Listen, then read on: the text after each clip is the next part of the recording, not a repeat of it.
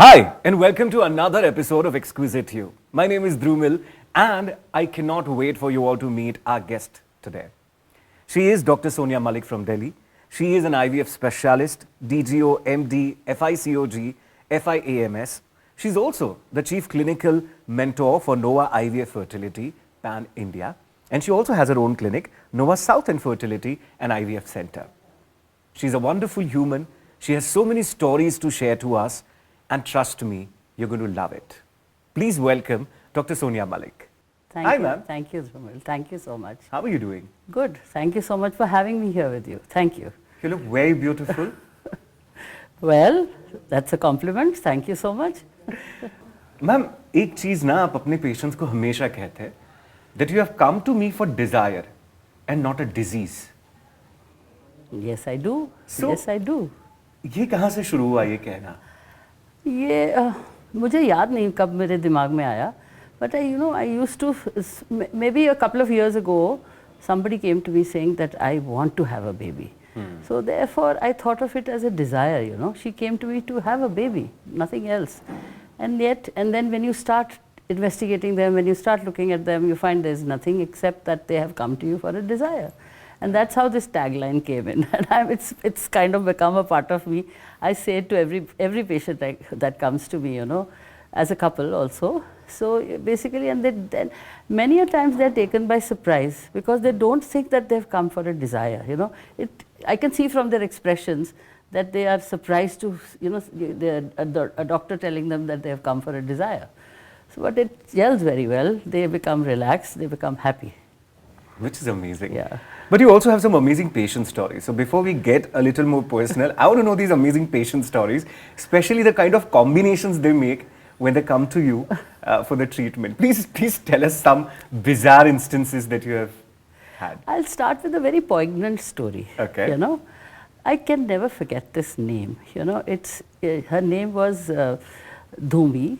And then across my career, I had 3 Dhumis. I don't know how this name came about. The first one, when I was not an IVF specialist, she had cancer. Okay. And she came for a surgery, but she was very anemic. And then we told them that they need blood. So I was walking in the corridors of the hospital and I saw her, leaning on her husband's shoulder and walking towards the blood bank. Okay. And I asked her, "What are you doing?" She says, "I'm going to donate blood." I said, "What? You?" She says, "Yeah, because I need blood, so they'll take my blood and put it back into me. I can't ask my husband to do it for me." So that was the kind of ethos there is in a woman. And then the second time, this lady, she was not getting pregnant. She came to me, another patient. She came to me and she said, when we investigated them and when we sort of got through the whole program, we found that it was her husband. He didn't have any sperms. So and then I asked her, I said, "Did you know this?" She says, "Yes, I know it." I said, "Are you ready for an insemination, a donor insemination?" So they both agreed. We did it and she conceived, okay? But what happened was when they did their first scan in pregnancy, they found that the baby was malformed, Okay. And then the first direct question she asked me was, "Doctor साहब, इसका operation होगा तो ये बच जाएगा बच्चा?"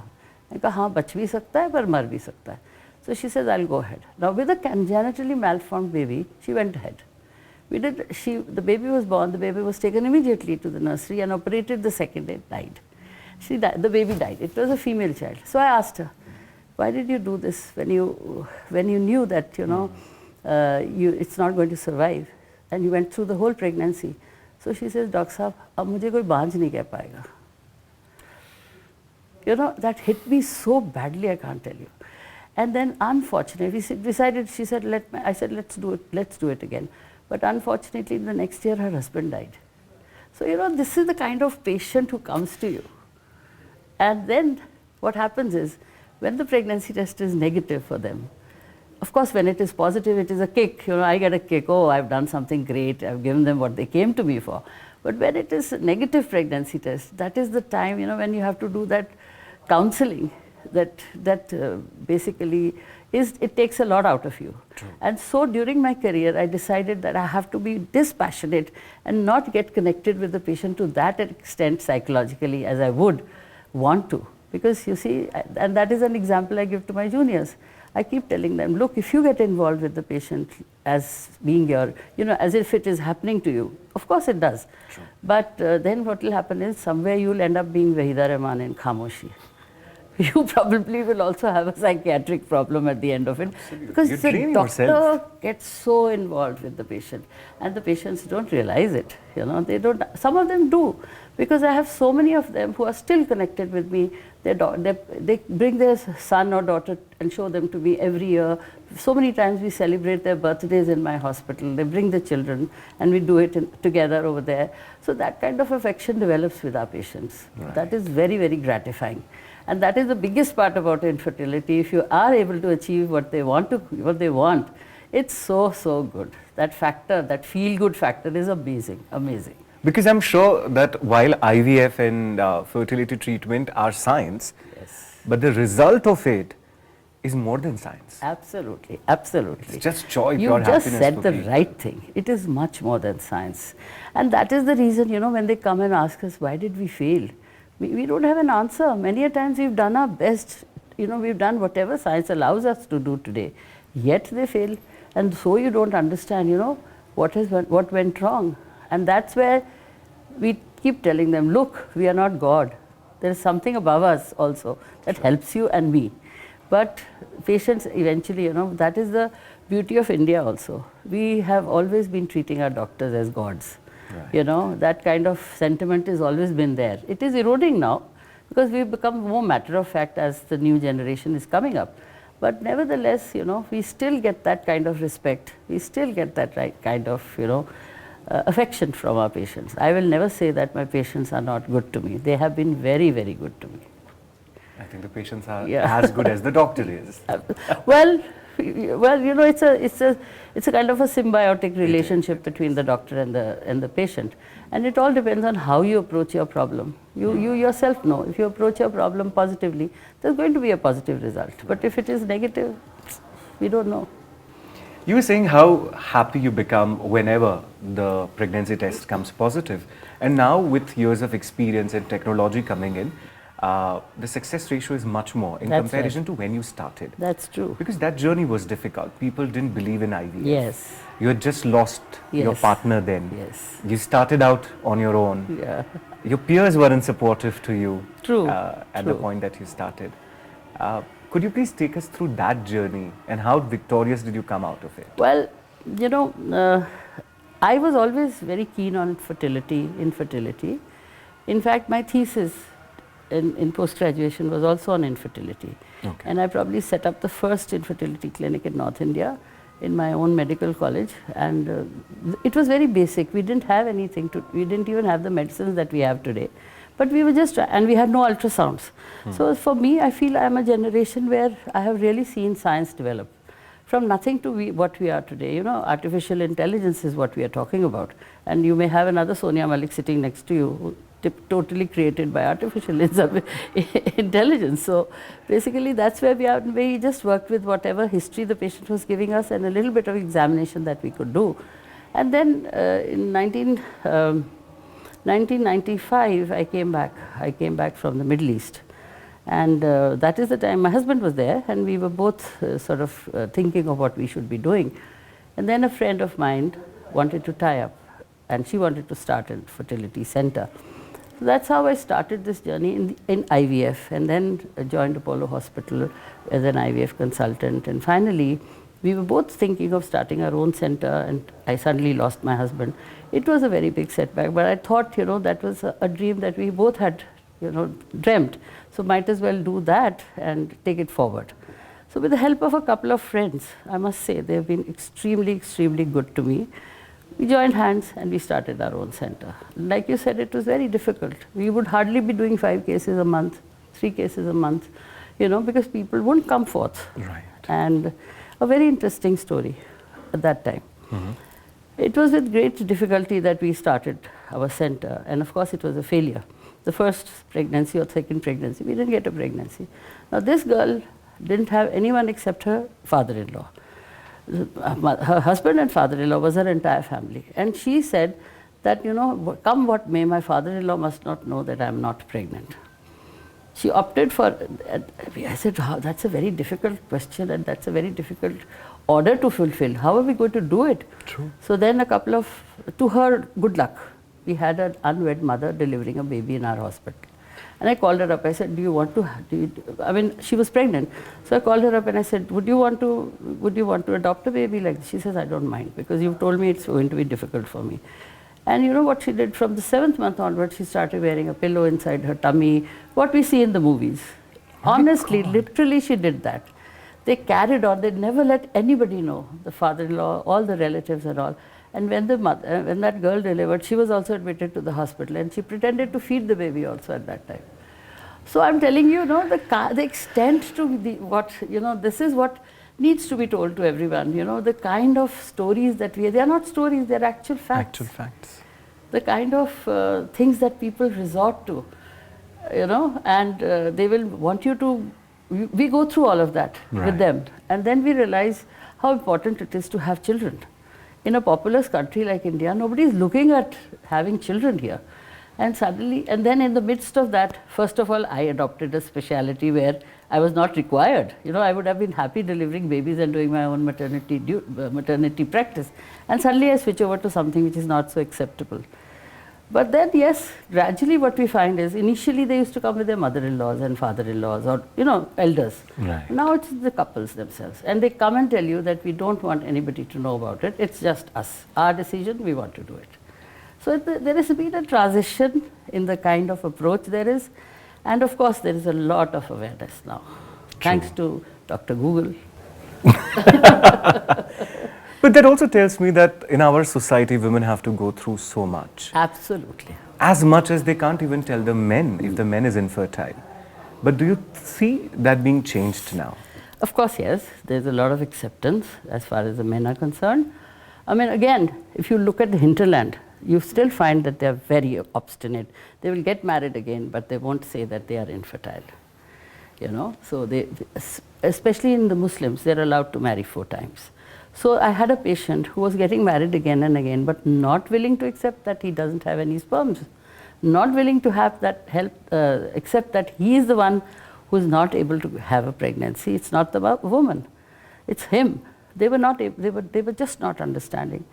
So then by the time he got married 3rd time, and I told him, I said, look, now this is enough, listen to me now. So finally he relented, and then they had a child through donor insemination. So that kind of a thing happened because there was a transition of so many years and so many wives. Every man is not going through that, but of course, like I said, in the towns and in the cities like Delhi, and with the corporates and all these MNCs coming up, a lot of young people, there's a lot of acceptance, and we do have, I would say that 30-40% of our patients are males having problems, and the rest of them are women, and some of them are combined, So that kind of a thing is there, and there is a difference definitely in the approach to the whole problem now. And I keep telling my patients also that, you will definitely succeed if your husband is with you and he supports you. So I teach the husbands how to give injections to the woman, because that is their participation emotionally and physically, in the whole process. So they enjoy it. Wow. Yeah. But now, we've had a lot of serious talk. You also have some amazing stories, and one of them is linked to Jyotish. The Jyotishis have you not. Remember that? I do. The Jyotishis have not left your life since you were a kid till now. I'm not going to talk about the kid part of it. But basically, yes, Jyotish has driven us all mad, And I do not know how much of science there is in this, but well, there must have been, otherwise people wouldn't have believed in it, And this interesting thing about getting an OPU or an ovum pickup or a retrieval done at a particular time, and then doing the embryo transfer also at a particular time, is something that really, really bothers us. We had a request for an embryo transfer at 1 o'clock at night. Now tell me, it's all right doing a cesarean at 1 o'clock, you want the baby out, and even that baby is ultimately not going to become Alexander the Great, or Maharishi or somebody, but they have that faith and okay, it's fine. But putting an embryo at 10 o'clock or 11 o'clock, the whole staff is on duty, everybody is there, but you definitely cannot go against it, because if it doesn't succeed, if the pregnancy doesn't happen, is on you. It's all on me, because the Jyotish, she said that it has to happen that time. Many a times we find that, we tell the patient, your hormones are fine, everything is perfect. If you try this month, you will conceive. No, पंडित जी ने 2 महीने के बाद कहा है, अभी हम कैसे करें? 2 महीने के बाद करेंगे जब पंडित जी ने कहा है. And this is not from small towns, even in Delhi, even where you have highly educated patients. They will come back and tell you this because somewhere, they are looking for some kind of, I would say, excuse or a support, to help them go through that journey. It's a very validation. It's emotionally very challenging. Finance is a different issue. They don't bother about that. But emotionally, it's a roller coaster. It is. It is a roller coaster. So that is the time, most of the studies that have been done have told us that after they've had their retrieval and after they've had their embryo transfer, those 15 days of wait is that period when they really require hand-holding, and that is the time when they go through these emotional upheavals. Not just the husband, not just the wife, also the husband.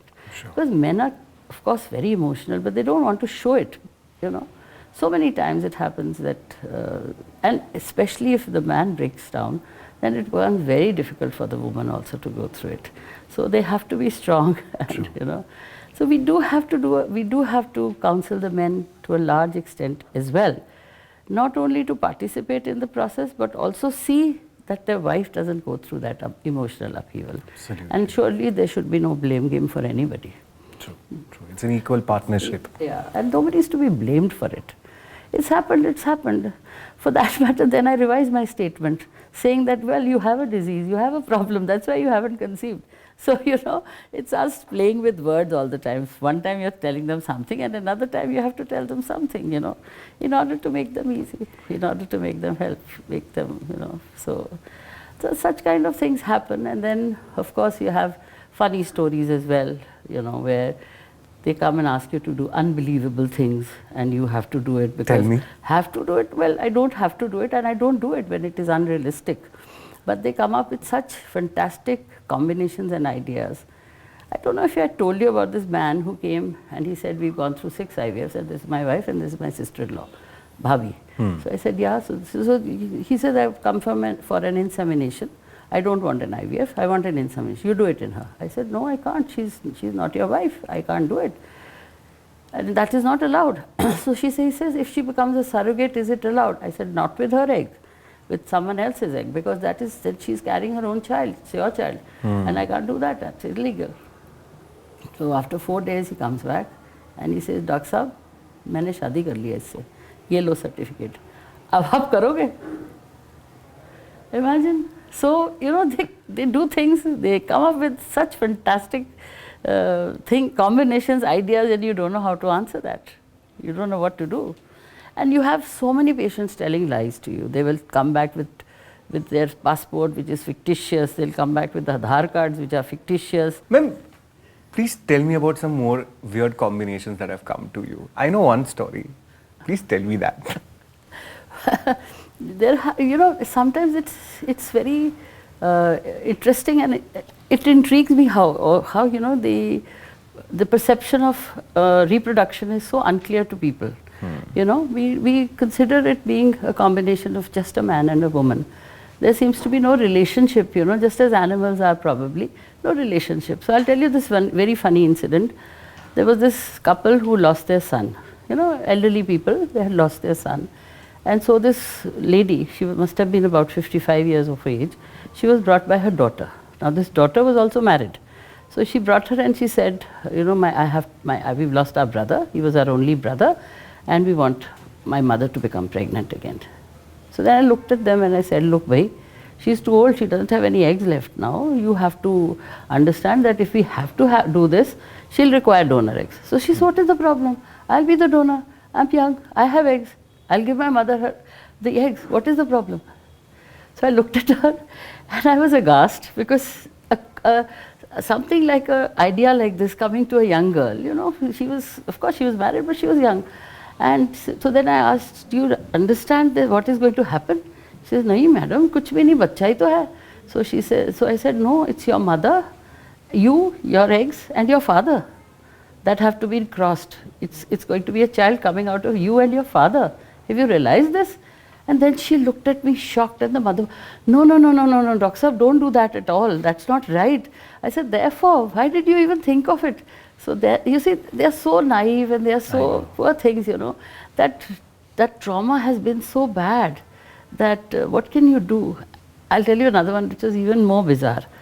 This again, her daughter had brought in her old lady, totally, you know, I would say rustic, hair bikhra hua, something like a gypsy she was looking, you know, one of those people who are sitting on the street and all. This girl also came from Haryana, so that was a village kind of a background. And she also said the same thing. We've lost our brother and this is my mother. Will you please do an IVF for her? I said, oh God, she's so old. What do you want me to do? She needs donor eggs. She said, no, no, anybody can give her donor eggs. If you want, I can give. And I told her the same story. It's not possible. So they said, no, you give her a donor. We want a child. So then we did an IVF for her, and she conceived, but she aborted. Now, after she aborted, they bring in another woman.